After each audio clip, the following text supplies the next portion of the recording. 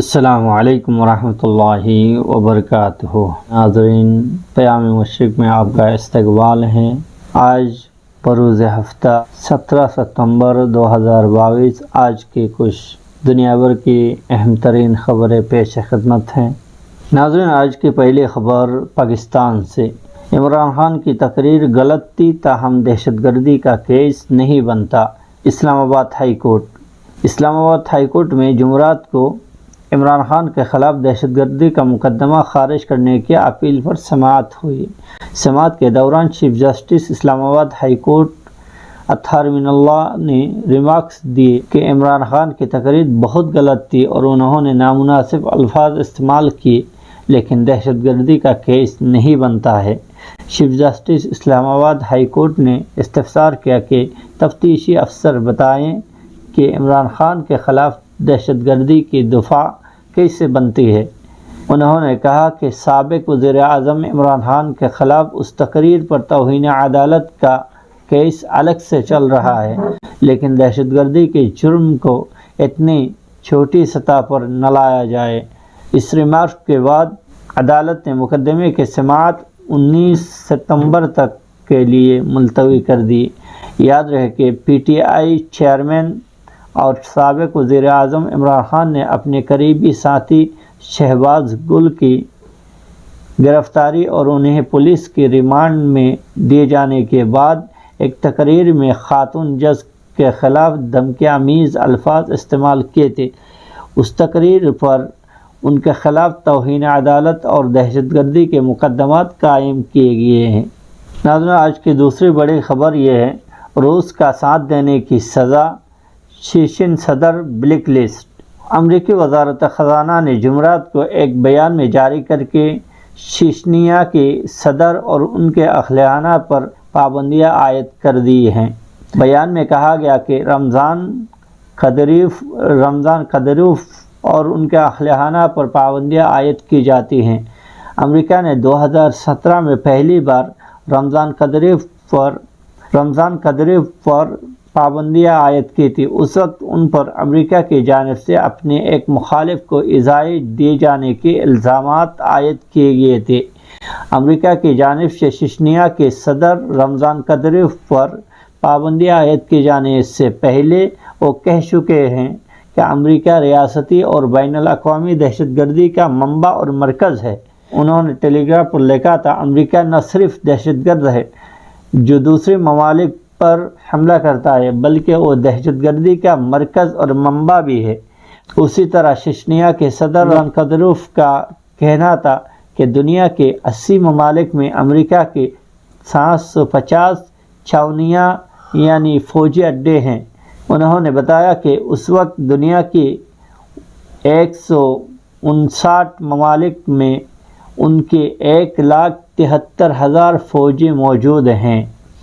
امریکہ کے یہ فوجی عام طور پر غیر قانونی اقدامات کرتے ہیں اور دوسرے ممالک کے داخلی امور پر بھی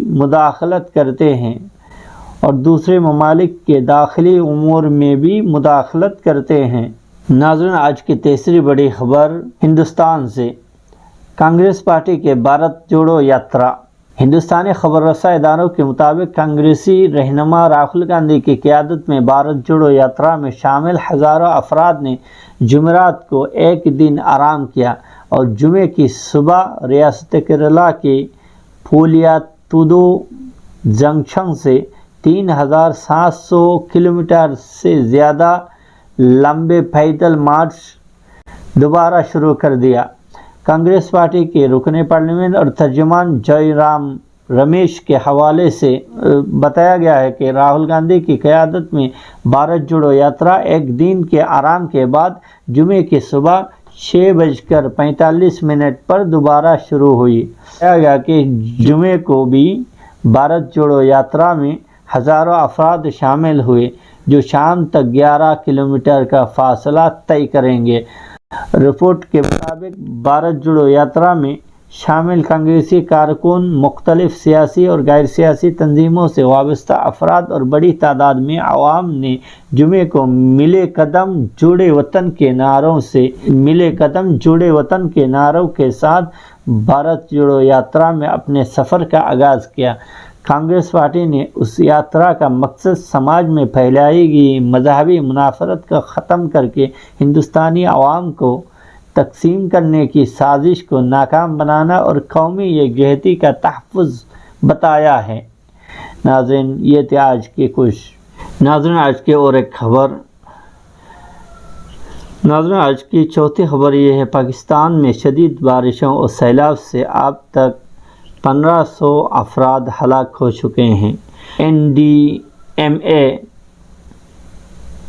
नेशनल डिज़ास्टर मैनेजमेंट अथॉरिटी ने ऐलान किया कि 9 सितंबर से अब तक मज़ीद 90 अफराद हलाक हो चुके हैं और जाने गंवाने वालों में 530 बच्चे भी शामिल हैं। पाकिस्तान में शदीद बारिशों से आने वाले सैलाबी तबाही में जान की बाजी हारने वालों की तादाद 1500 हो चुकी है। पाकिस्तान में मानसून की बारिशों से होने वाले सैलाबी तबाही की वजह से रोज़ बरोज़ उसमें इजाफा होता जा रहा है। काम ने बताया कि सैलाब में जाने गंवाने अफराद की तादाद 1500 तक पहुंच गई है। National disaster management authority NDMA ने ऐलान किया कि 9 सितंबर से अब तक मज़ीद 90 अफराद हलाक हो चुके हैं। 90 अफराद हलाक हो चुके हैं। जाने गंवाने वालों में 530 बच्चे भी शामिल हैं। जून के वसत से होने वाली मानसून की शदीद बारिशों से मुल्क का एक तिहाई हिस्सा डूब चुका है।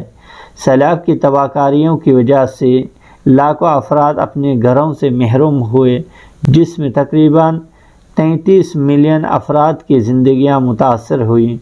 वज़ारत ख़ारिजा की जानिब से जारी करदा बयान के मुताबिक मुत्तहिदा अरब इमारात और अमेरिका से इमदाद आज पाकिस्तान पहुँची है।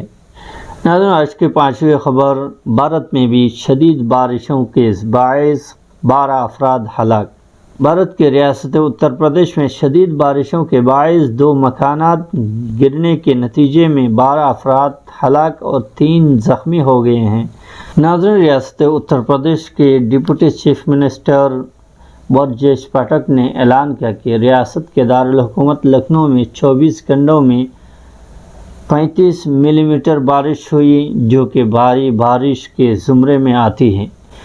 पाठक ने कहा कि लखनऊ के हज़रतगंज इलाके में एक बहुत पुराना और तबाहाल मकान, जहां मजदूर तो रह रहे थे, शदीद बारिश की वजह से गिर कर तबाह हो गया है, जिसके नतीजे में 9 अफराद हलाक, 3 अफराद ज़ख्मी हो गए हैं।